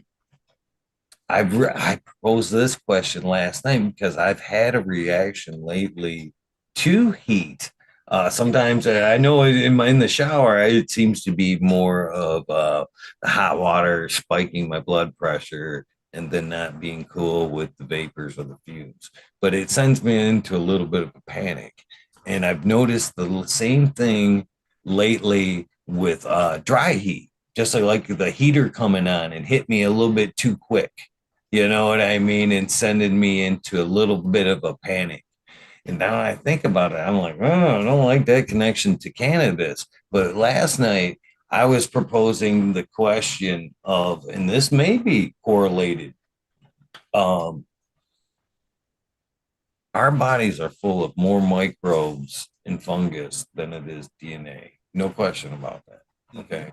The only thing that actually keeps the fungus and the mycology from overrunning the body is, in fact, temperature. Huh? Huh? You know what I mean? If we were to get too hot, it actually kills off fungus. So I was wondering last night, in fact, that it maybe was there indeed a certain strain that was in me that when he came on that quick, it sent off because this shit's intelligent. Mycology's talking. Is it making my body run? You know what I mean? Get away from that instant heat so the mycology, that microbe can survive. Is that sending out, you know what I mean? It's poking Mushrooms have taken you over like venom or something. something like that. Something like that. I mean, we're going down that right path. I mean, but in this case, and it's already been connected to cannabis, is there a mold or a fungus that I've ingested on a cannabis that is now living in my system and that is connected to this? Yeah, anything endophytic, very possible. I was going to ask you to go look at all your inputs, all your food inputs, all your supplement inputs, all your everything inputs, including your water. Because, man, so many toxin pathway potentials there to avoid. But a big thing I would say is putting good microbiology in our gut. And one thing that's awesome for that is sauerkraut and fermented foods like that. Well, did you see the video I sent you on Instagram about parasites in your body? Yes. And You should watch that, Eagle. It really talks about how to detoxify yourself from parasites in your body, because parasites do crazy shit to our bodies, and some of what you're kind of discussing might be some of the symptoms. and by the way, I can coach you on how to kick their ass. You're missing one there. Oh no, there's more. No, you need some colloidal silver to your little. That's in the repertoire as well. Yep. That's a nice one. Yeah, there's lots. You sure that's not going to reverse your sex or nothing, right? No. There's no concerns on that. There's no. All right, I just heard stuff about that. NAC and glycine are amino acids. They're the precursors to glutathione. Okay. Glutathione is the master antioxidant in the human body. It's what all the other antioxidants that we consume, like vitamin C, berries, riboflavins, flavonoids, all those phenolic compounds, it's what they all hand off their charges to. Just like we're talking about redox in the soil and pH and how that charge hands off. Same thing going on in our systems and those antioxidants. It's the same thing. Antioxidant is the same thing as reduction. Yes. Oxidation, antioxidant is the same as oxidation reduction. And it's like it's the same with nitrification and denitrification too. So like when we were talking earlier about, you know, the water cycle, you know, that does matter, because if that media stays saturated, that biological community in the soil is starting to shift from aerobic to anaerobic. Now, as that starts to happen, the production and the nitrogen cycle changes as well. Now you have a different form of nitrogen getting produced, where that's not necessarily bad in a sense, but in too much of it can be. So that's the nitrate. Then there's the nitrite that is produced in the aerobic. So as that dries out, it shifts over. The biology shifts, the community shift.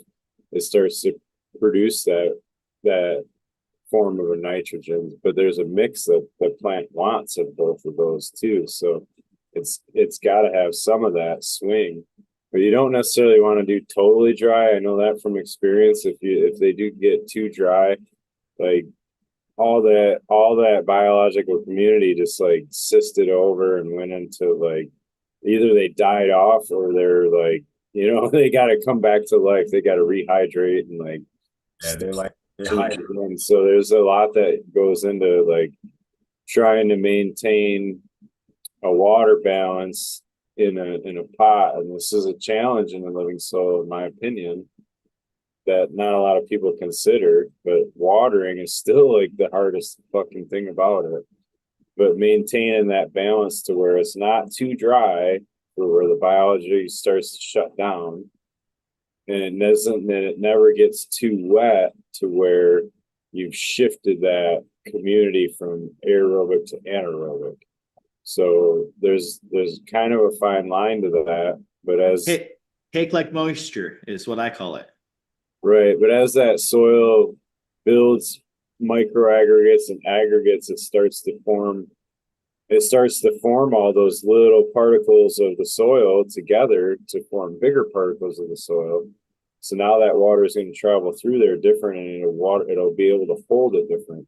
And the reason those are important for that colony is because it'll actually change like how the water comes through that colony of biology as well, and how it can retain that and still become, it can still be aerobic even if it's saturated, and it can still maintain its ecosystem, with what's going on around it necessarily. To a certain extent, that was my understanding of it. But I know it does affect the nitrogen cycle of how that water cycle is happening through the plant and through the soil too. Yes, and microscopically also, those little aggregates actually, when soil appears very dry to us, can still retain enough moisture to maintain those microbial populations through drought periods if they're well established. But again, it goes back to that soil health and quality being up to par. And really, how do you get there? I still think it comes down to having the right environment for what you're trying to create. So like building enough, we think of it as like feeding the plant and feeding that, but like when you're talking blood meal, I would talk bean meal. When you're talking feather meal, I might talk like alfalfa meal and a pellet, like so I do it a little different like that, but the theory is still the same. They're getting broken down by biology. That nitrogen source is a little more reactive. Some of them are in a more reduced state, I believe is what that would be. But anyway, but they're a little more reactive. They're a little more freer to be eaten up. They're shorter chain connected or whatever. So I think a lot of the mistake that we're making, or in my mind, where growers could be finding some trouble is in the fact that the watering state, like you say, there's so many fucking variables here that we're talking about when it comes to soil.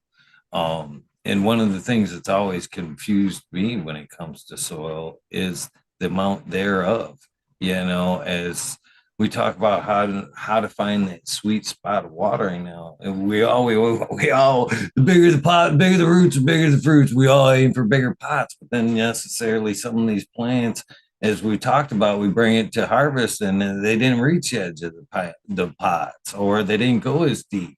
Now, we've got this giant pot that could have been narrower and more shallow and would have been easier to control the water and keep everything happier. Now, you know what I mean? We got a bigger pot that where water's damming in the bottom of it, going now from, anaerobic because it's sitting there and getting nasty and making bad things happen and shit when it could have been, a shallower pot. So is there a sweet spot when we talk soil that it should be? And then now after that depth, do we need to get more serious and start setting up proper horizons so it drains properly?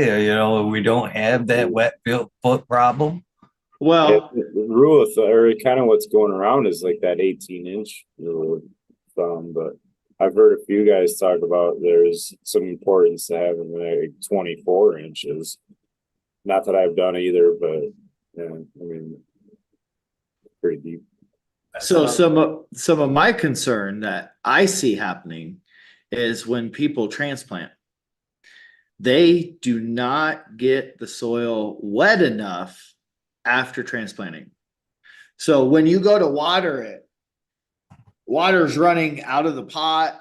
It's not getting every place in the pot. You're having extreme dry areas in the pot still. Even though you dumped a gallon of water on it, it ran down the sides of the pot. It didn't even get to the insides. So somehow you have to allow the soil to absorb the water like a sponge and take it in until it's saturated and then pull it out of like a little tray full of water and then let it kind of sit there. If there's excessive water, it will kind of drain itself off. Then put your pot into your garden area. Start it that way, because then you're at the most amount the soil will obtain or hold in that soil. From that point on, you let it start to dry out. When you pick your pot up 4 days later and it's fucking like light as air, oh shit, I need to water it again. But when you water it again, because it got so dry, you need to let it absorb and soak up the water, because you're going to have those dry spots again. And people don't understand this about watering. They dump the water on and they walk away. Oh, that's enough water. Not necessarily. Absolutely. You're going to have a lot of dry areas in that soil that you're not aware of. Absolutely. Pay close attention to all of those details when you're watering. Finger around your soil planters and check and see how wet it is. I'm going to do a video up and coming real soon. I'm going to take one of my soil crates outside in the cold, and I'm going to pour hot water on it, and I'm going to hold the FLIR camera, and we can see. I've already done like a shot of this once, but I'm going to redo it cleaner. You can see in the crate where the water pools off and how it actually flows in the crate. You know, it's so easy to envision. You go over it with the sprinkler and it's just floating down perfect. It's not, man. It'll shoot off to the corner. It'll find this little pocket and stream down.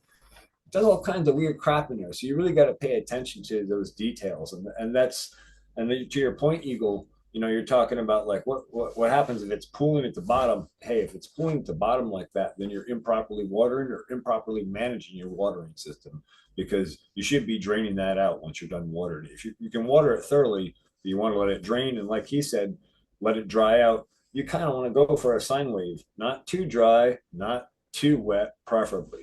But yeah, you can go wet and hard, but also you want to make sure that that plant is set up to be growing and photosynthesizing so it can use and transpire that moisture out of that soil and not stay sitting there drowned and end up anaerobic.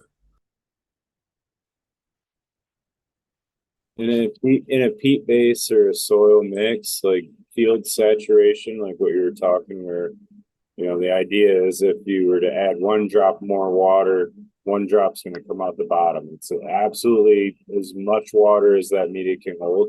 That's actually in an anaerobic state there in peat.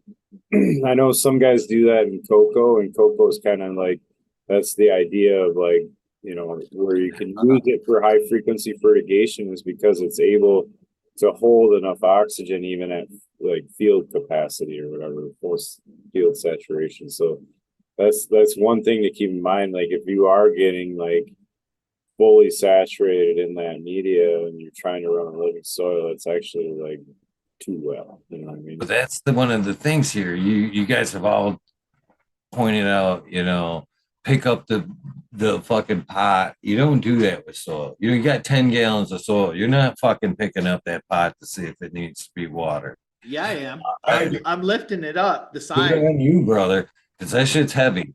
I'll do that. You're not doing that with a bunch of plants necessarily. I've seen people weighing them, and then on top of that, it's not always easy to know when that bottom is saturated. You know, even the most seasoned growers struggle with watering in dirt. So that, you know, if you're in a plastic pot, hell, even in a fabric pot, you can still have a couple inches of just wet medium. You know what I mean? And not really be oblivious to it. That top could be dry. You could have a fan going across that. I like to have a fan blowing across my soil or my medium just to keep from fucking aphids, fungus gnats. There's a lot of good reasons to keep, you know, a breeze, but it does dry out the top quicker than the bottom. But So, remember, part of your management metric. So a couple things. One, yes, I will pick up a 40-gallon pot but you guys think I'm lifting the whole fucking pot. No, I'm grabbing the side and just gently lifting. When it is saturated and full of water, I am not going to be able to fucking lift that corner. But when it's dry, you're going to feel the difference. You're going to feel, oh, I can pick this up. It's a lot lighter than it is when it's full of water. The other is, in fabric pots, I have to water slow. I have to water a little bit on top, let it go in. Because when it's extremely dry, it starts shooting out the sides everywhere. And when it does that, what I usually try to do is take my hand or the watering container and rub the fabric to get it to stay wet. So the fabric will start to absorb the water and keep it in the pot instead of letting it run out. So as I just dump a little bit on top, I let it absorb, dump some more. I'll do that like 4, 5, 6 times until I think the plant is had enough water, because when the soil is so saturated, it's just going to run out the bottom. It won't hold any more water at that point. Yep. But if I keep doing it slow and slow and slow, I could probably dump 5 gallons on my 10-gallon pot and it will hold it. But when I'm just dumping it and going, thinking that, oh, that 1 gallon's enough for it, if you really allowed it and poured slow and absorb, you're going to see it's going to take up a lot more water than just dump and go. Yeah, That can come on pretty easily too now, especially when we're just measuring by runoff. Because in cocoa, that's how I water. You know, once I got a nice little come running out the bottom there, I'd be like, okay, yeah, that one's good. It'll suck that one. It'll suck that 10% up. But now in an instance where we're talking about where that plant's already got wet free, the top's dry, you know, you're going to water. That top's going to soak it up, and you're going to have the runoff just as you would, you know, before. It's that bottom 2 inches is just going to be still wet. It's just going to be wet with a refreshed, you know, watering. So it's. Well, if you use trays under some of your pots and you water, say 2 gallons in your pot, and all of a sudden you see it come out the bottom in the tray. Oh my God, my plant's sitting in water. I need to get it out of there. Shut the fuck up. Let it sit in that water for 20 minutes, 30 minutes. Walk away, come back. You're going to see that water disappear. That plant and the pot and the soil is going to absorb almost all of that water in that 20-minute time. If it sits in there longer than that, yeah, it's overwatered, too much water in that soil, get it out of there. But your plants can literally sit in water for 20 minutes as it's soaking it up. So when it's running off in a tray, let it sit in it for a little bit. Don't think you need to dump that water away, because some people do. I like to bottom feed. Actually, in my air pots, I like to bottom feed, to be honest with you, and draw it up. More accurate way to grow, I think. I like to bottom feed. At least in those pots that we were talking about the other day. Remember the air pots there, the plastic ones?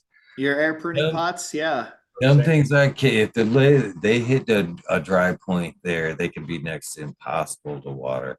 But I got to a point where I kind of gave up on, you know, watering those from the top, and I was just bottom feeding them that rough cocoa on certain dry days, because I knew it'd just suck it up. It'd make the whole thing moist, and the next time around I could hit it from the top and push oxygen down. But yeah, 100%. I think that's where a lot of people go wrong, though, is with the watering. And again, if we have a strain, how can we adapt this? Well, I want to back up.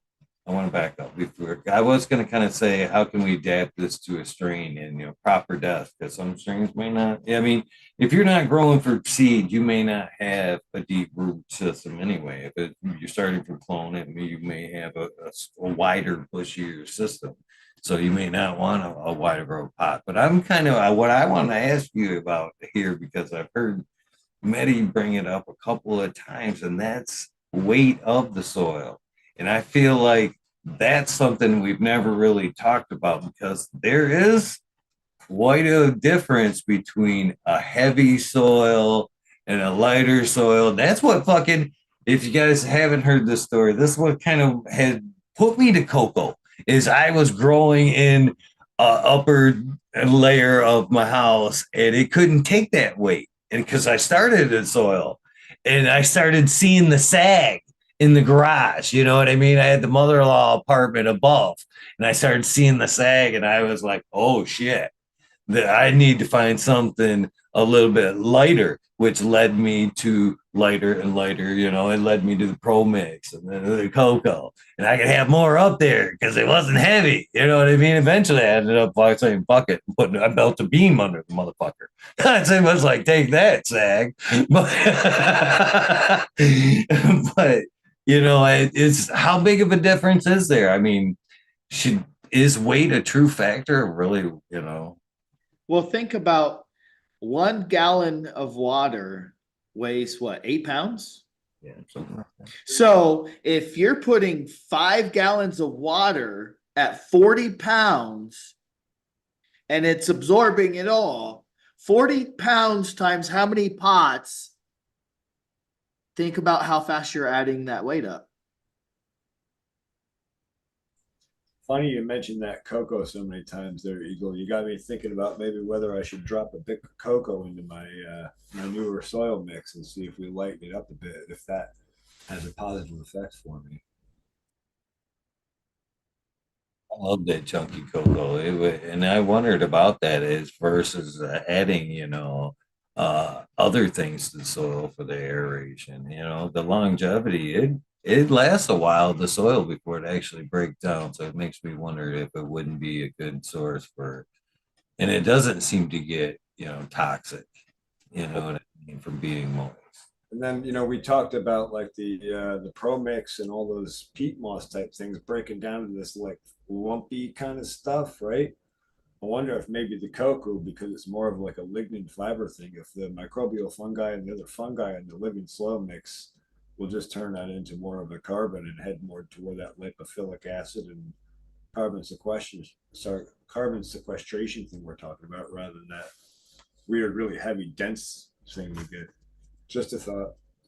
So as these guys are shopping for soil, is outside of what's on the bag and in it, should like just the you grab that shit? Can you tell just by grabbing it and going, oof, that heavy shit's gonna hold some water. I want, even though this one's side by side, got the same shit. This one feels like a lot more lighter, more airier soil. Can you tell from a heavy soil from a lighter soil? Is there a benefit? I've gotten bags of Pro Mix that were the right weight, and I've gotten ones that were saturated. So you can tell between those. But I don't know. I think until you grow in a soil, you're not really going to have an accurate assessment of what it is, what it does, how it plays. But that's my 2 cents on it. Or how your pot feels when it's dry versus like moist and wet. Also, your amendments are going to affect that. You know, if you're putting rock dust and heavy amendments like that, and it's going to affect it a little bit too. Well, anything that you're putting in there that's going to help retain moisture, it will help change the weight or the volume as the moisture stays in the pot, but as it dries out, you know, you'll see it. It may go slower to dry out because it's retaining water longer, but you'll see a difference in the weight. But I am not going to pick my fucking pot up and put it on a fucking scale to see what it weighs wet versus dry. That's one thing that's kind of always thrown me off too with soil versus my cocoa there. Outside of like the nutrient availability, I understand that my roots like oxygen. You know, the more frequent fertigation there, pushing that oxygen through my medium. So is that again how can we, you know, outside, I hear you saying, you know, we add more things to retain the moisture to our soil. I mean, is it again back to the lighter or heavier soil? I mean, do we want something that's where it has the same amount of ingredient, you know, good stuff, but we water more, driving more oxygen? Well, Again, is this or is that just basically that's a fucking cocoa thing? Get out of here. Soil does what it does. No, parts per million is a weight measurement. Like they can do, so you can actually adjust that with the weight and density. So heavier rocks and some of that stuff in the soil kind of affect how you would mix the nutrient.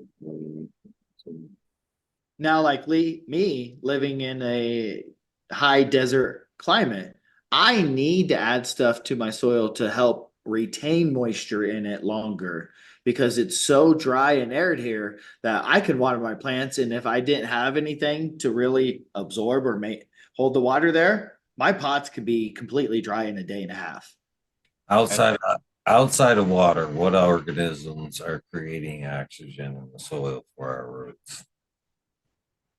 Are like they're microbes, I believe.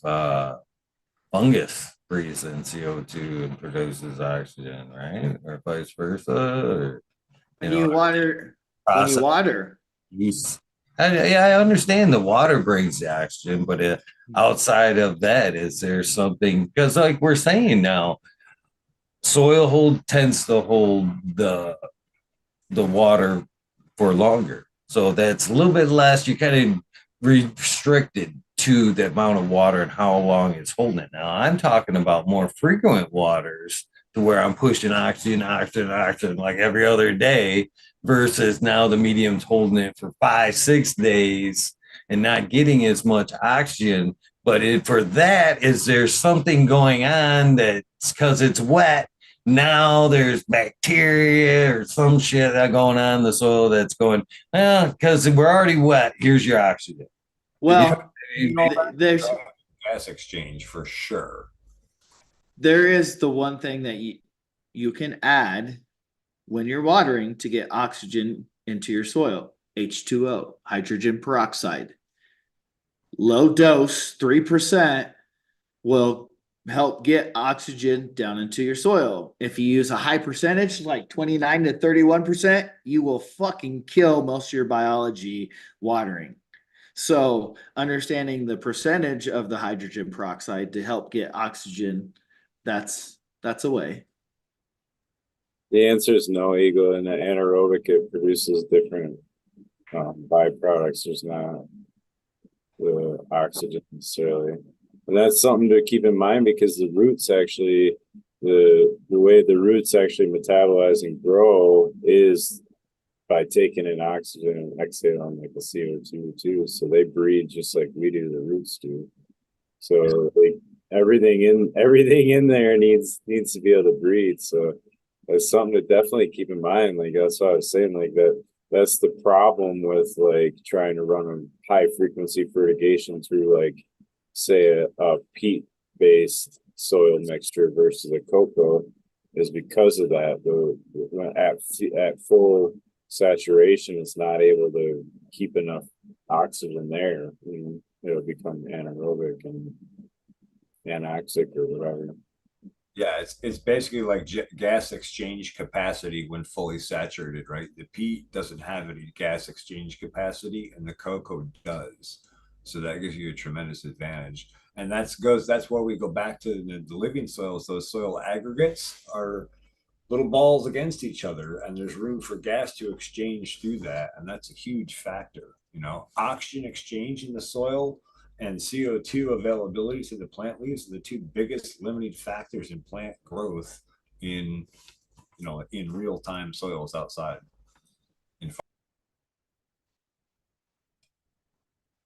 If you ain't following these guys, you should really seriously about that. Carlton, the Pharmacy Seed Network, Mr. Medically Fit, Smiley's Gardens.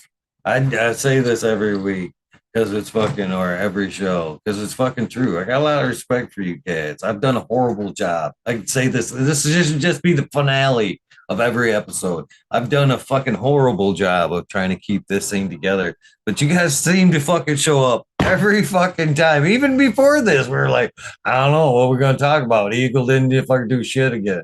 And you guys pulled off another great fucking informative show. And I got a lot of respect for you guys. And I hope you guys are taking the time to follow these guys and see what they're putting out, what they're doing. Cheers to you guys, man. I do. I'm glad you guys continue to put this thing forward. I know it. And by the way, for convenience of everybody on the panel, the new Friday show is 8 o'clock, 8 o'clock to 10 every other Friday. Wouldn't hurt to poke me and remind me that week is. I don't know why. I can't remember and get you the night before. You're like, oh yeah. I remember that. Yeah, remember that. Yeah, I'll bing you too. If we all bing you, we'll all remember, right? That was the sheer honesty. Look, man, if you watch last night's Weed Nerd World, he brings it up, and I'm like, oh shit. Well, if I recall last episode, you said you were going to set a little deal on your calendar to remind yourself. I know. I'm doing it as soon as we get off the show. I promise, guys. All right. Thank you, guys. You guys want to give a shout out? Tell everybody where they can find you, where you guys are putting out all the good stuff. Medically Fit on Instagram and YouTube. Smiley's_garden on Instagram and YouTube. And also Smiley's Angels on Instagram and smileysangels.com is our website. The Pharmacy Seeds Network on YouTube, Comrades in Farms on Spotify, Reboot Agriculture on Instagram, and Reboot Agriculture on Twitter. When can we see that episode you were referring to earlier? I'm going to try and get that edited up tonight and hopefully drop it either tonight or tomorrow. Pushing him, making him get it done. I'm going to try and get it out as quick as I can. And links underneath that as well that tie to all that nutrition stuff we talked about for anyone who wants to follow further on improving their health, nutrition, soil quality, how they can test soils, test nutrients, test foods. There's a lot of awesome information available there along those lines too. And I'm sure this will all come back to cannabis in the future with us. So. And you heard it here first. You heard us here talking about it first. Absolutely. Here on Eagle Gardens. And, I appreciate you guys. And for me, you can find me here. I think the next one for me is Monday. It'll be Weed Nerd World. Tuesday, Dutch Blooms will be here, and we'll be getting an update with him, talking a little bit of organics. So that'll be a good one. That'll be a good one. Appreciate you guys. I will see you in 2 weeks. Don't forget to give me again. I'm open to ideas. Feel free to send me the Instagram clips. Keep poking me. Keep pushing me along. I appreciate you guys more than you know. But until then, thank you guys for watching. And most importantly, don't forget to do something nice for somebody. Random acts of kindness do save lives. And with that being said, we are out of here. Thanks, guys. Have a killer weekend.